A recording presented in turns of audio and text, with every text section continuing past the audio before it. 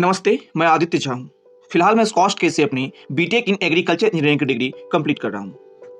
आप सभी लोगों का एग्री रिफ्रेशर्स नए वीडियो में स्वागत करता हूँ और मैं आज आप सभी लोगों के साथ आईसीआर रिलेटेड कुछ इंपॉर्टेंट बातें साझा करने वाला हूँ। अगर आप सभी लोगों को वीडियो अच्छी लगेगी तो कृपया मेरे चैनल को सब्सक्राइब कर लें और उन दोस्तों के साथ भी शेयर करें जो सीयूटी आईसीआर 2024 का एग्जाम देने वाले हैं। आज मैं इस वीडियो में आप सभी लोगों के साथ कुछ टॉपिक्स जो मेरे स्क्रीन पर आपको दिख रहे होंगे उसके बारे में बात करने वाला हूं। सबसे पहला टॉपिक, बहुत सारे बच्चे आईसीआर का एग्जाम तो दे रहे हैं बट अभी भी कंफ्यूज है कि आईसीआर एग्जाम होती क्या है, इसे कंडक्ट कौन करवाती है। दूसरी पॉइंट कि एक शेड्यूल प्लान, एक स्ट्रेटेजी प्लान जो स्मार्ट वाले होते हैं वो किस तरह से तैयार करनी चाहिए।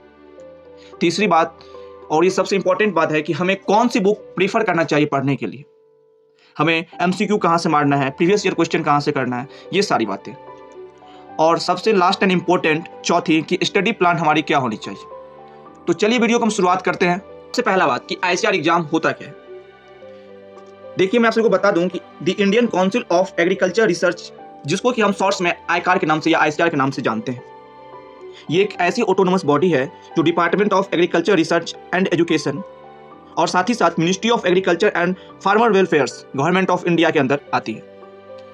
अगर आप भी अपना भविष्य या अपना कैरियर एग्रीकल्चर के फील्ड में सेटल करना चाहते हैं या बनाना चाहते हैं तो आप 12th के बाद आईसीआर एग्जाम को प्रीफर कर सकते हैं। के एग्जाम के बाद आपको बीएससी एग्रीकल्चर या इसके अलाइड सब्जेक्ट ग्रुप जो हैं, बीएससी हॉर्टी, बीएससी फिशरीज, उसके बाद बीएससी इन सेरिकल्चर, फिर बीटेक की कुछ डिग्री हैं, बहुत सारी डिग्रियां आपको करने का मौका मिलेगा, जिसमें कि सबसे टॉप डिग्रियां बीएससी इन एग्रीकल्चर को मानी जाती है। सबसे इंपॉर्टेंट कि मुझे आईसीआर में एडमिशन कैसे मिलेगा। मैं बता दूं कि 2023 से ही आईसीआर अपने एग्जाम के लिए सीयूटी के साथ मर्ज हो गया है। ठीक है, तो 2024 में भी इसकी फॉर्म आई है पर वो भी सीयूटी के साथ ही आई है। तो जब आप सभी लोग फॉर्म फिलअप करेंगे सीयूटी का तो उसमें आईसीआर को चूज करना आपके लिए एक मैंडेटरी ऑप्शन रहेगा। अगर आप आईसीआर को चूज नहीं कीजिएगा सीयूटी फॉर्म 2024 में तो शायद आप आईसीआर के जो काउंसलिंग राउंड होगी उससे आप बाहर हो सकते हैं, आपके अच्छे स्कोर होते हुए भी। दूसरी बात कि इसकी एग्जाम जो है वो 12th पास बच्चे देते हैं, जो 12th की पास किए हैं, चाहे उनका सब्जेक्ट ग्रुप एबीसी हो, पीसीबी हो, पीसीएम हो, यानी कि आपका जो 12th में कोर सब्जेक्ट था, जो मेन सब्जेक्ट थी, आईसीआर अपने ब्रोशर में साफ साफ दे रखा है कि आपको एग्जाम उसी सब्जेक्ट से देनी होगी। सबसे पहले आपको अंडरस्टैंड करना होगा एग्जाम की पैटर्न क्या है। 2022 से पहले आईसीआर खुद की एग्जाम करवाती थी तो एग्जाम की पैटर्न कुछ अलग थी, उनके सिलेबस कुछ अलग थे, पर 2023 से ही ये सीयूटी के साथ मर्ज हुई, जैसा कि मैं आप सभी को पहले ही बता दिया इस वीडियो में। तो इसके एग्जाम पैटर्न बदले हैं, इनके सिलेबस बदले हैं। तो आप सभी को सबसे पहले एग्जाम पैटर्न ये कंफर्म करना होगा कि क्वेश्चन की लेवल क्या रही है। चलिए, मैं एग्जाम पैटर्न भी समझ लिया कि क्वेश्चन कहाँ से आते हैं, क्या आते हैं, पर उसमें भी एक सबसे इंपॉर्टेंट बातें छुपी हुई रहती है कि सिलेबस क्या है, स्टडी मटेरियल क्या पढ़नी है, कहाँ से पढ़नी है, मेरे पास लिमिटेड टाइम है, इसमें क्या क्या पढ़नी है। तो उसके लिए आप सभी को सबसे पहले सिलेबस समझना होगा। जैसा कि मैं एक शॉर्ट्स वीडियो भी अपलोड करके रखा हूँ, उसमें मैंने साफ साफ मेंशन किया है कि सिलेबस आपकी जो है वो 12th की सिलेबस आने वाली। सिलेबस सीयूटी के ऑफिशियल साइट्स पे देखेंगे क्योंकि आईसीआर की एग्जाम सीयूटी ही कंडक्ट कर रही है, तो उसमें आपको ये दिखने को मिलेगा कि जो 2023 के सिलेबस है बस वही सिलेबस है, बस थोड़ी बहुत रंग, उसकी बैकग्राउंड कलर, फ्रंट टाइटल वो चेंज कर दिए हैं, बाकी सिलेबस वही है। तो आप न्यू सिलेबस ना पढ़े, आप ओल्ड एनसीईआरटी जो है, ठीक है, उसको प्रेफर करें, वहां से पढ़े। ठीक, और मैं आपके साथ अभी कुछ बुक्स के बारे में बता देना चाहता हूँ। पहला कि बुक आप जो है वो एनसीईआरटी फॉलो करें।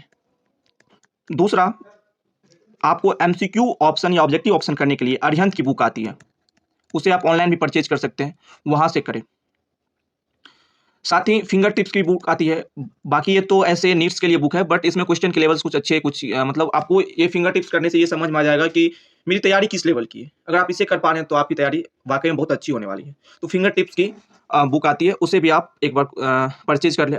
जो मोस्ट इंपॉर्टेंट है वो है make a comfortable time table. अब ऐसा नहीं कि आप पढ़ने में इतना व्यस्त हो जाइए कि अपनी आपका भी ख्याल ना रख पाए। एक कंफर्टेबल, जिसमें आपकी कंफर्ट जोन हो, जहां पढ़ने में बोर ना हो, ऐसा एक टाइम टेबल बनाइए।